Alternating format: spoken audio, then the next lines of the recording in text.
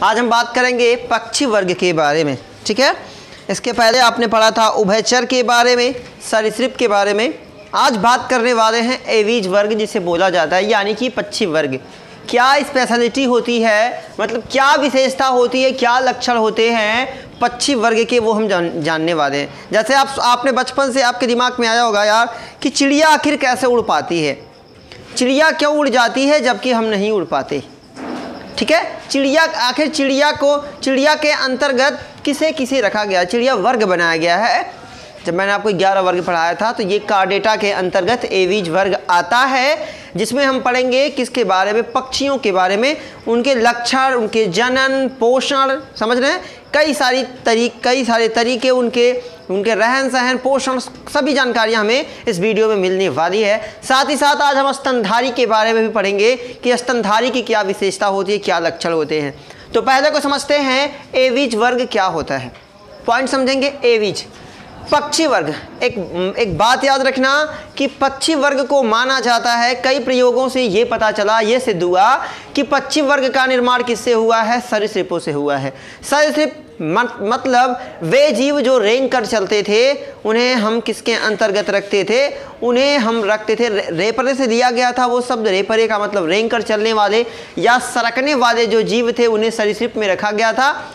तो कई प्रयोगों से ये पता चलता है, कई अध्ययनों से यह पता चलता है कि जो पक्षियों का निर्माण हुआ है वो किससे हुआ है, सरीसृप से। मतलब सरीसृप ही आगे विकसित होकर किसमें रूपांतरित हो गए, किसमें बदल गए, उनका विकास हो गया और वो पक्षी बन गए, ठीक है। तो समझेंगे कि पक्षी और सरीसृप में ज़्यादा समानता होती है।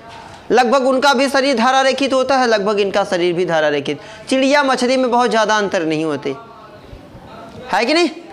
वे जीव, मगरमच्छ को देख लिए, सर्प को देख लिए, ज़्यादा अंतर नहीं होता। आपने उड़ने वाले सांप भी सुने हैं। हम गांव में कहते हैं चीतर जिसको बोला जाता है, कहते हैं वो उड़ती है, ऐसा कुछ नहीं होता। चीतर उड़ती नहीं, बल्कि वो क्या काम करती है कि वो अपने अगले वाले मुंह को पिछले वाले मुंह से क्या करती है, फंसाती है, ठीक है, और फिर अचानक से छोड़ती है। तो अगर आपका शरीर लचीला हो और पकड़ के ऐसे स्प्रिंग देखते हैं ना, दो स्प्रिंग को ऐसे पकड़ा के ला के दोनों का सिरा एक जगह जोड़ दिया जाए और अचानक छोड़ दिया जाए तो फिर क्या होगा, स्प्रिंग छटक के जाएगी कि नहीं जाएगी। यहाँ गांव में है ना, अरे उड़ के काट रही है, अरे उड़ के क्या काटेगी, खुद अपनी जान के मर रही है तो तुमको कैसे काट लेगी। भारत में पाए जाने वाले 80% सांप विषहीन होते हैं, उनमें विष नहीं पाए जाते। केवल 20% ऐसे होते हैं, जैसे करैत हो गया, किंग कोबरा हो गया, ठीक है, इनके काटने से आपकी मौत हो सकती है, क्योंकि जो आपका ब्लड होता है वो जम जाता है, इसी वजह से मौत होती है व्यक्ति की। फिलहाल तो पहला पॉइंट क्या है, वर्ग, पक्षी वर्ग का या एवीज वर्ग का। तो इसके जो जीव होते हैं उनमें समानता किसके जैसी होती है, सरीसृप। यानी कि पक्षी वर्ग के जीव लगभग सरीसृप के समान होते हैं। माना यह भी जाता है कि जो पक्षी है उनका विकास किससे हुआ है, सरीसृपों से हुआ है। ये तो था उसके बारे में कुछ। अब समझते हैं एक एक लक्षण। पहला पॉइंट, उड़ना। इनकी पहली पहचान क्या है कि ये उड़ते हैं। पक्षी वर्ग के अंतर्गत जितने भी जीव आते हैं उनकी पहली यानी कि प्राथमिकता क्या होती है, पहला लक्षण क्या होता है कि उनके अंदर उड़ने की क्षमता पाई जाती है। कुछ पक्षियों को छोड़ देता हूँ, जैसे शुतुरमुर्ग एक ऐसा पक्षी है जो नहीं उड़ता, ठीक है। ये देखिए वो पक्षी के अंतर्गत रखा गया है, उसमें पक्षी वाले लक्षण तो हैं लेकिन वो उड़ता नहीं। पंख भी मौजूद है लेकिन वो उड़ता नहीं है। किसकी बात हम कर रहे हैं, शुतुरमुर्ग की। तो आप कहेंगे पक्षी वर्ग के अंतर्गत वे जीव आते हैं जिनमें क्या होता है, उड़ने की क्षमता होती है, उड़ना जिनका प्रमुख लक्षण होता है, शुतुरमुर्ग को छोड़ के। अगला टॉपिक आप ये भी बता सकते हैं कि माना जाता है कि पक्षी का निर्माण सरीसृपों से हुआ है। क्लियर है 2 पॉइंट। अगला टॉपिक समझे, फटाफट देखें। समतापी। समतापी का मतलब ये अलग अलग जगह पे इनके शरीर का तापमान हमेशा नियत रहता है, तय रहता है। वातावरण के तापमान बदलने से इनके ऊपर बहुत ज़्यादा प्रभाव नहीं पड़ता। जैसे मनुष्य के शरीर का तापमान कितना है, 37 डिग्री सेल्सियस होता है, 98 डिग्री फ़ारेनहाइट होता है। तो ये समतापी है, ये हमेशा तय रहेगा कि मनुष्य का तापमान कितना होना चाहिए, अधिकतम 37 डिग्री सेल्सियस होना चाहिए। तो जब सम, वातावरण से कोई प्रभाव नहीं पड़ता। हमें ठंडी कब लगती है जब वातावरण का टेम्परेचर हमारे शरीर के टेम्परेचर से कम होता है तो हमें ठंडी महसूस होती है, गर्मी कम महसूस होती है। जब वायुमंडल का तापमान हमारे शरीर के तापमान से ज़्यादा होता है तो हमें गर्मी महसूस होती है। हम उसे मेंटेन ही तो करते। जब आपको गर्मी लगती है तो आप बेना डुला के, पंखी चला के, पंखा चला के, कूलर चला के, एसी चला के क्या करते हैं, अपने शरीर के टेम्परेचर को क्या करते हैं, मेंटेन करते हैं, ताकि हम 37 तक इसको ला सकें। जब ठंडी आपको लगती है तो आप स्वेटर पहन के, रजाई ओढ़ के ना, हीटर चला के, अलग अलग भाई कौड़ा कौड़ी लगा मतलब अलग अलग विधियां हैं, हीटर चला के अलग अलग तरीके से आप क्या करते हैं, शरीर के टेम्परेचर को क्या करते हैं, मेंटेन करने का काम करते हैं कि मेरे शरीर का टेम्परेचर, हमारे शरीर का टेम्परेचर जो है वो 37 डिग्री सेल्सियस तक बना रहे, जिससे हमारी मौत नहीं होगी। समझ रहे हैं ना। आगे बात करते हैं, अग्रपाद पंखों में रूपांतरित होता है। जब मैंने आपको सरीसृप पढ़ाया था तो ये बताया था ये पॉइंट, ठीक है। फिलहाल इनके जो अगला वो जो पंख होता है वो क्या होता है, वो उनका पैर ही होता है, लेकिन वो किस में बदल जाता है। जब मैंने आपको समजात अंग समरूप अंग पढ़ाया हुआ था तो मैंने आपको ये चीज़ क्लियर की थी कि अब क्या होता है, वह अंग समजात का मतलब मैंने बताया था, फिलहाल उसमें नहीं जाते क्योंकि बहुत लंबा वीडियो हो जाएगा। फिलहाल समझते हैं कि इनका जो अगला पैर होता है वो किस में बदल जाता है, पंख में, पर में बदल जाता है, पंख में बदल जाता है। मतलब जो पक्षी वर्ग होते हैं, उनके जो जीव होते हैं, उनका अगला पैर किस में परिवर्तित हो जाता है, किस में रूपांतरित हो जाता है, तो पंख में रूपांतरित हो जाता है, जिसमें पर पाए जाते हैं। पर क्या होता है, आप देखते हैं चिड़िया उड़िया ऐसे कभी कभार बहुत जोर से मारते हैं, जैसे मोर का पंख लेके आते हैं तो वो क्या, उसका पर है, वो समझ रहे हैं, ऊपर है, नहीं गिर जाता है, चमकीला चमकीला गिर जाता है। छोटी गौरैया चिड़िया देखते छोटा सा, आप ऐसे फेंकते हैं, ऐसे फेंकते हैं तो ऐसे घूम घूम के आता है, वो क्या होता है, वो पर होता है। समझ रहे हैं ना। बच्चे नहीं खेलते हैं, बड़ा वाला कौवा वगैरह का होता है, बड़ा सा काला वाला, उसमें रेसे निकले होते हैं, वो क्या है, वो पर है। समझ रहे हैं ना। उस पर आप पानी वगैरह गिराएंगे ना तो नहीं गिरेगा, नहीं टिकेगा, उस पर पानी फिसल के चला जाए। जैसे अरबी के पत्ते पे पानी आप गिराते हैं तो पानी बह जाता है ना, क्यों, क्योंकि उसमें मोम की जैसी संरचनाएं पाई जाती, तैली ग्रंथियां पाई जाती हैं। तो वैसे ही जो कौवा होता है, जो पक्षियाँ होते हैं, उनके पंख पे क्या पाया जाता है। आप सोचते हैं ना ठंडी उंडी में वो ज़्यादा भीगती नहीं, बहुत ज़्यादा बारिश हो जाती तो वो भीगती हैं, वरना नॉर्मल पानी से वो क्या होता है, उनकी स्किन से ऊपर उनके पंख पे जैसे ही पानी गिरेगा वो फिसल के नीचे चला जाएगा।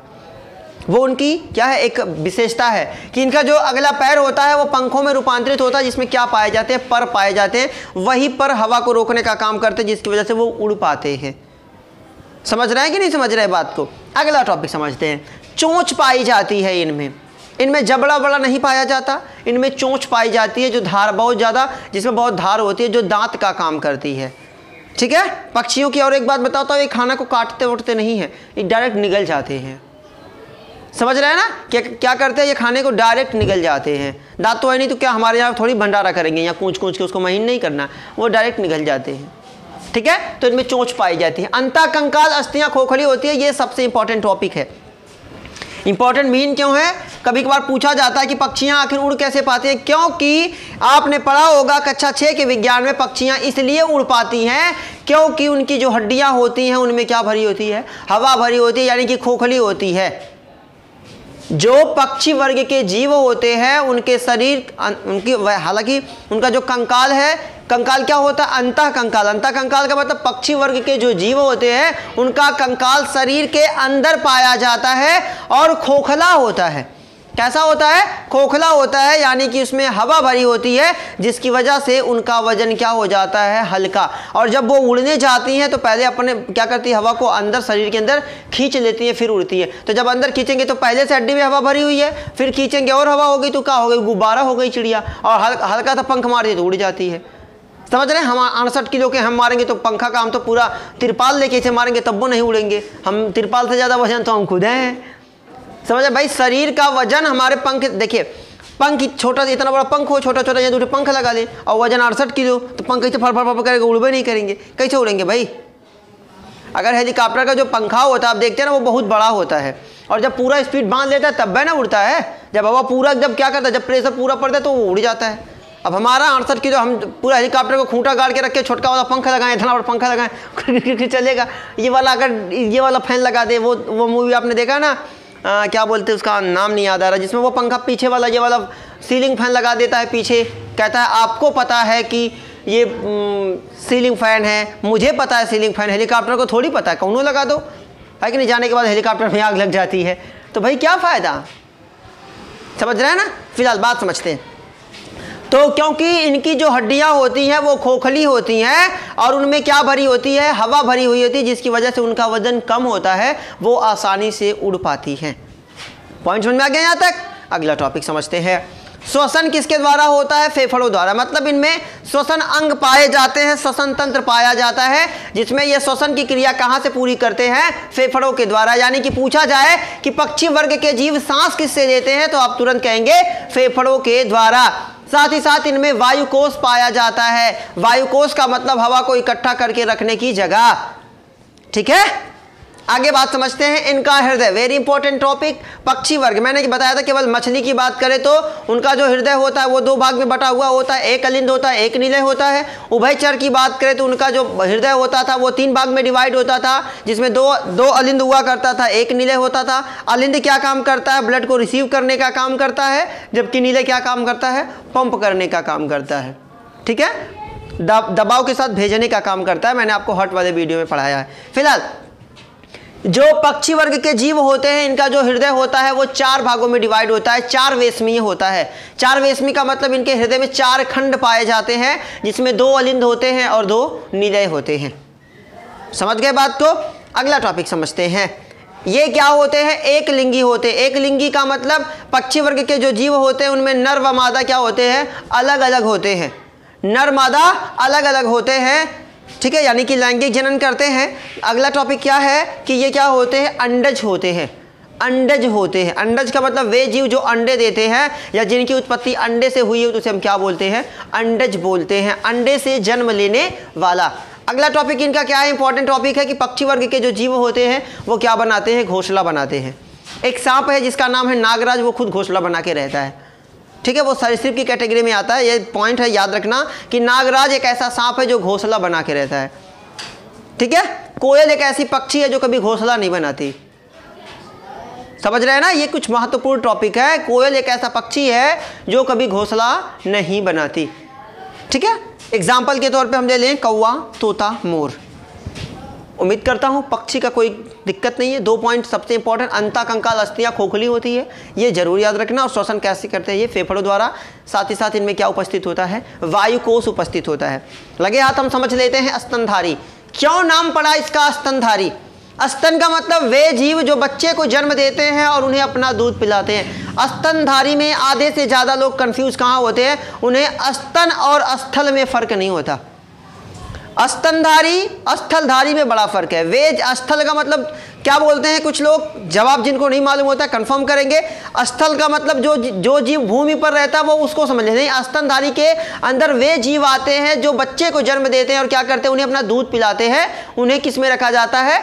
स्तनधारी में रखा जाता है। मनुष्य स्तनधारी के अंतर्गत में आता है। गाय, भैंस, कुत्ता, बिल्ली सभी किसके अंतर्गत आते हैं? स्तनधारी के अंतर्गत आते हैं। संघ कौन सा होगा? तो कार्डेटा होगा। वर्ग कौन सा होगा? तो स्तनधारी होगा। क्या स्पेशलिटी होती है, क्या विशेषता होती है स्तनधारी की, वो समझते हैं।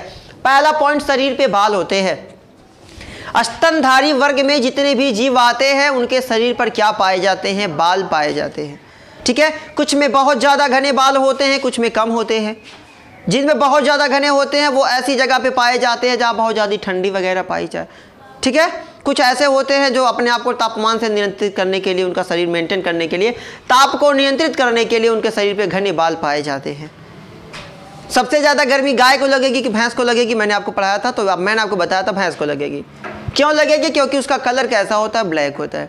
और आप जानते हैं गर्मी में सफ़ेद कपड़े पहनने चाहिए और ठंडी में रंगीन पहनने चाहिए, क्योंकि रंगीन कपड़े जो होते हैं वो ऊर्जा को अवशोषित करते हैं, उष्मा को अवशोषित करते हैं, जबकि सफ़ेद वाला रिफ्लेक्ट करता है, परावर्तित करने का काम करता है। तो गर्मी आ रही है, जितना हो सके उतना सफ़ेद कपड़े पहने, लाल पीला ना पहने, काला वाला ना पहने। ज़्यादा गर्मी आ गई तो पता चला यहाँ से क्रीम लगाएं तो कुल दिन भर खाली क्रीम ऐसे मारते रहेंगे, कोई मतलब नहीं। जितना मेंटेन करके आए कुल बह जाएगा। समझ रहे हैं ना? ठीक है, बात करते हैं आगे। स्तनधारी के जो जीव होते हैं इनके शरीर पर क्या पाया जाता है? भाई पहला टॉपिक है, शरीर पर क्या पाया जाते हैं? बाल। त्वचा इनकी कैसे होती है? मोटी और शुष्क होती है, शिथिल होती है ना, शुष्क होती है। और इनमें क्या पाई जाती है? तेल ग्रंथियां, जो इन्हें तेल मतलब इन्हें क्या बोलते हैं? शुष्क रखने में मदद करती है। समझे? वरना इस क्या होती? सूख जाती है ना।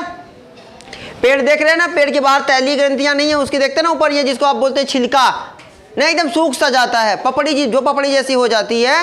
तो स्तनधारी के जो जीव है उनका पहला लक्षण कि इनके शरीर पे बाल पाए जाते हैं। दूसरा लक्षण क्या है कि इनकी त्वचा मोटी होती है और उस पे क्या पाई जाती है, तेल ग्रंथियां पाई जाती हैं। हमारी नाक पे भी तेल ग्रंथियां पाई जाती हैं। हम करते क्या है, क्रीम वगैरह जो ज़्यादा लोग लगाते हैं ना, क्रीम लगाते हैं तो वो तेल ग्रंथियां, तैलीय ग्रंथियां बंद हो जाती हैं, और जब बंद हो जाती हैं तो आपको यहाँ निकलने लगते हैं पिंपल्स वगैरह, है ना। दाने, ज़्यादा क्रीम यूज करते हैं तो काहे पिंपल्स निकलते हैं, क्योंकि हमने पूरा लगाया है, यहाँ से लिया पूरा बढ़िया से मारा, पूरा मेंटेन करके लाया है ना। अब जब हमने लगाया तो ये तैलीय ग्रंथियाँ जो हमारे चेहरों पे, ये जो नाक वगैरह में जो तैलीय ग्रंथियाँ पाई जाती हैं वो बंद हो जाती हैं, और बंद हो जाती हैं तो तेल नहीं आने पड़ता, नहीं आ पाता, नहीं मिल पाता बराबर। तो क्या होता है कि यहाँ पे जगह जगह क्या निकलने लगते हैं, दाने कील मुँह से। ओ माय गॉड, मेरा चेहरा तो पूरा खराब हो गया, ये क्रीम वाला मुझे ठग दिया। क्रीम की गलती नहीं है तुम्हारी, पूरा इतना का लेके लगा रहो, हल्का से लगाओ, हल्का लगा के मेंटेन करो। समझ रहे हैं कि नहीं समझ रहे हैं? हल्दी लगाओ, हल्दी दही लगाओ, सब विटामिन सी लगाओ, नींबू भी चेहरे पे लगाएं। नींबू भी चेहरे पे लगाएंगे, पहली चीज़ तो ये प्राकृतिक चीज़ है, आपके चेहरे के टाइटनेस को बना के रखेंगे वो।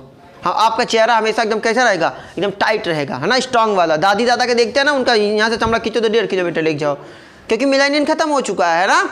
उनमें क्या है, उनमें कोई मतलब उनकी त्वचा में विटामिन सी एकदम खत्म है, एकदम मांस को छोड़ चुकी है त्वचा। अभी आपकी जो त्वचा है वो मांस को पकड़ के रखी हुई है, तो खींचने तो दर्द होता है, बाबा खींच के लग जाएंगे, यहाँ तक कौन नहीं, उनको मजा आ रहा है, और खींचो। समझ रहे हैं कि नहीं समझ रहे हैं? क्योंकि वो छोड़ चुकी है। तो टाइट त्वचा को अगर टाइट करना है तो विटामिन सी लगाएं। मैं किसी क्रीम का नाम नहीं लूँगा, ठीक है, आप क्रीम लगाना कम करिए, ठीक है। चलिए अगला टॉपिक समझते हैं, ये क्या होते हैं, समतापी। मतलब समतापी का मतलब मैंने बता दिया ना, अभी हमें इसमें समझा है। समतापी वह जीव जिसके शरीर का तापमान क्या रहता है, नियत रहता है, तय रहता है, वो घटता बढ़ता नहीं है, उसे हम समतापी बोलते हैं। स्तन ग्रंथियां, यही इंपॉर्टेंट टॉपिक है बाबू, यही इंपॉर्टेंट है, ठीक है। स्तनधारी, इसी की वजह से इसे स्तनधारी बोला गया। स्तन ग्रंथियां, स्तन ग्रंथियां का मतलब जैसे ही ये बच्चे को जन्म देती हैं, इन स्तन ग्रंथियों से दूध का स्रावण होता है, जिसे उनका जो शिशु होता है, बच्चा होता है, वो पीता है। ये इनकी सबसे स्पेशलिटी है कि स्तनधारी के अंतर्गत वही जीव आते हैं जो बच्चे को जन्म देते हैं और दूध पिलाते हैं, इसीलिए तो इनका नाम रखा गया स्तनधारी। स्तनधारी रखने का मतलब यही है कि वो अपने बच्चों को क्या करते हैं, दूध पिलाते हैं। मॉडर्न मम्मी निपुल पकड़वा देती है ना, बच्चे के लिए सबसे जरूरी है, माँ का दूध अमृत के जैसा होता है, ठीक है। हम आधुनिकता के ज़माने में ये भूल जा रहे हैं कि हमारा बच्चा क्या हो सकता है, वो मानसिक रूप से बीमार हो सकता है, मानसिक रूप से वो कमज़ोर हो सकता है, उसका शारीरिक विकास भी रुक सकता है, मानसिक विकास भी रुक सकता है। अगर बच्चे को माँ का दूध नहीं मिला तो वो कुपोषण का भी शिकार हो सकता है, जैसे पोलियो वगैरह, टीबी वगैरह का वो शिकार हो सकता है, ठीक है। बात करते हैं हम, ये इंपॉर्टेंट टॉपिक है कि स्तनधारी के अंतर्गत जो जीव आते हैं उनमें स्तन ग्रंथियां पाई जाती है। इन्हीं स्तन ग्रंथियों से ही दूध का स्रावण होता है और वो शिशु को पिलाया जाता है। यही इनका प्रमुख लक्षण है, जिसकी वजह से इसे स्तनधारी की कैटेगरी में रखा गया, इसीलिए इसका नाम स्तनधारी पड़ा। पॉइंट क्लियर है? अगला टॉपिक समझते हैं। इनमें क्या पाया जाता है, बाह्यकरण। मतलब देखो, एक आपने बचपन से एक पढ़ा होगा कि वे जीव जिनके कान बाहर होते हैं वो क्या देते हैं, वो बच्चे, है ना, वो बच्चे को जन्म देते हैं। जिनके कान अंदर होते हैं वो क्या करते हैं, अंडे देते हैं। तो उसी के आधार पे आप समझ जाइए ना, एक पॉइंट तो आपका वैसे ही क्लियर हो गया कि स्तनधारी के जो जीव होते हैं वो उनमें कान कैसे होते हैं, बाहर, कान बाहर की ओर निकले हुए होते। तो ये पहचान किसकी है, जिनके कान बाहर है, इसका मतलब वो क्या देते होंगे, बच्चे देते होंगे। जबकि यही हमने पढ़ा था एबीज वाले में, ये क्या थे, अंडज थे, मतलब अंडे देते थे। क्लियर हो गया?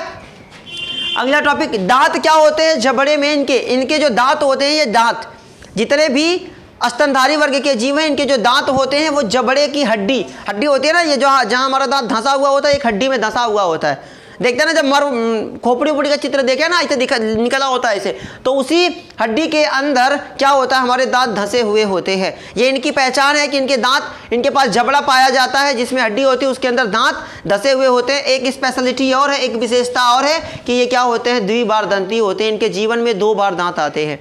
यहाँ से 2 क्वेश्चन मैं आपसे बना के पूछ सकता हूँ, आप कमेंट कर सकते हैं। फिलहाल समझे कि क्या पूछेगा कि मनुष्य के पूरे जीवन काल में कितने दांत आते हैं। तो 1 नंबर का क्वेश्चन आपका पूछेगा तो याद रखेंगे कितना, 52 दांत। मनुष्य के पूरे जीवन काल में कितने दांत आते हैं, 52।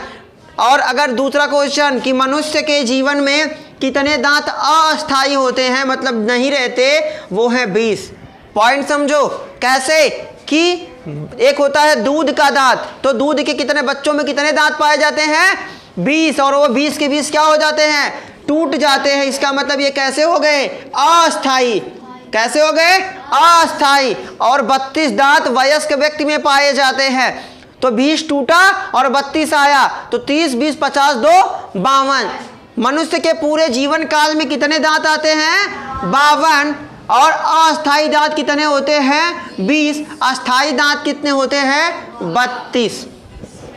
समझ गए बात को कि नहीं? बात को समझ गए। ये 1 नंबर का क्वेश्चन बना के देता है। फिलहाल अगला टॉपिक समझते हैं। हृदय कैसा होता है? 4 वेशमी, मतलब जिसमें 2 अलिंद होते हैं और 2 निलय होते हैं। अगला टॉपिक वेरी इंपॉर्टेंट टॉपिक पूछा जाता है, ठीक है। ये कई बार, यह प्रश्न कई बार पूछा जा चुका है कि वह कौन सा स्तनधारी है? वह कौन सा स्तनधारी है जिसके आरबीसीज में लाल रुधिर कणिका में केंद्रक पाया जाता है? वह कौन सा स्तनधारी है जिसके आरबीसीज में यानी कि लाल रुधिर कणिका में केंद्रक पाया जाता है? तो ऊंट और लामा। ऊंट और लामा एक ऐसे स्तनधारी हैं जिनके, ठीक है, जिनके आरबीसीज, ये गोल वाली संरचना के बीच में न्यूक्लियस पाया जाता है, केंद्रक पाया जाता है। ऊंट और लामा को छोड़ दें तो जितने भी स्तनधारी हैं उनके आरबीसीज में केंद्रक नहीं पाया जाता है। पॉइंट समझ गए? अगला टॉपिक समझ लें। इनके पैरों में क्या पाए जाते हैं? नाखून के साथ अंगुलियां पाई जाती हैं। इनका जो पैर होता है उनमें नाखून के साथ अंगुलियां पाई जाती हैं। जो पैर है इनमें क्या पाई जाती है? उंगली पाई जाती है। उन उंगलियों में क्या पाए जाते हैं? नाखून। कुछ में नाखून बड़े हो जाते हैं। हम भी देख रहे हैं ना, आजकल ट्रेंड चल रहा है नकलियों नाखून लगा के, इतना बड़का बड़का जेसीबी जैसा लगा, उनको चलना मग खेत में सोहनी करवाना है उनसे, है ना, नोचवाना है। आपकी कटाई उसी नाखून से होगी। थोड़ा सा धार और दे के कटवाएंगे, इतना बड़ा बड़ा नाखून बढ़ाया जा रहा है। शेर बन रहे हैं। बन रहे हैं कि नहीं बन रहे हैं? ट्रेंड चल रहा है ना भाई आजकल। तो इनकी पहचान क्या है स्तनधारी की? इनके पैरों में क्या पाए जाते हैं? नख युक्त अंगुलियां, मतलब नाखून के साथ वाली उंगलियां। बिल्ली को देखते हैं ना, मारती धड़ाकते, है ना, तो वो क्या है, उसके है कि नहीं पैर उसमें? उसके पैर की उंगलियों में क्या पाया जाता है? नख पाया जाता है, नाखून पाया जाता है। कुछ में बड़ा हार्ड होता है, जैसे शेर और देखते हैं ना, वो उसी से चीर देंगे आपको, इतना मजबूत होता है। फिलहाल आगे इन्हें क्या करते हैं? प्रोटोथीरिया को छोड़ के, ये हम पढ़ेंगे। अगला पॉइंट है प्रोटोथीरिया को, ये इसी का एक वर्ग है, उपवर्ग है। प्रोटोथीरिया को छोड़कर सभी क्या करते हैं? शिशु को जन्म देते हैं। मतलब स्तनधारी वर्ग में, स्तनधारी वर्ग को आगे 2 भागों में डिवाइड किया गया, वो हम पढ़ेंगे। प्रोटोथीरिया को अगर छोड़ दें, उपवर्ग प्रोटोथीरिया को छोड़ दें, तो बाकी सभी स्तनधारी क्या करते हैं? बच्चे को जन्म देते हैं। प्रोटोथीरिया के अंतर्गत जो जीव आते हैं वो अंडे देते हैं। हालांकि वो तो है स्तनधारी, लेकिन वो क्या करते हैं? अंडे देते हैं। मैंने आपको बताया ना कि जितने भी स्तनधारी होते हैं वो परिपक्व बच्चे को जन्म देते हैं, दूध पिलाते हैं। लेकिन प्रोटोथीरिया एक ऐसा उपवर्ग है, इसके अंतर्गत उन जीवों को रखा गया जो है तो स्तनधारी, मतलब अंडे देते हैं और बच्चे को दूध पिलाते हैं। समझ रहे हैं ना? ये अंडे देते हैं, वरना स्तनधारी के सभी जीव जितने हैं वो क्या करते हैं? बच्चे को जन्म देते हैं और दूध पिलाते हैं। जबकि प्रोटोथीरिया के अंदर जो जीव आते हैं वो अंडे देते हैं और फिर दूध पिलाते हैं। आगे हम पढ़ेंगे कि स्तनधारी को किन 2 वर्गों में बांटा गया, मेटाथीरिया, यूथीरिया। हम आगे पढ़ेंगे मेटाथीरिया और यूथीरिया के बारे में। मिलते हैं अगले वीडियो में। Best of luck.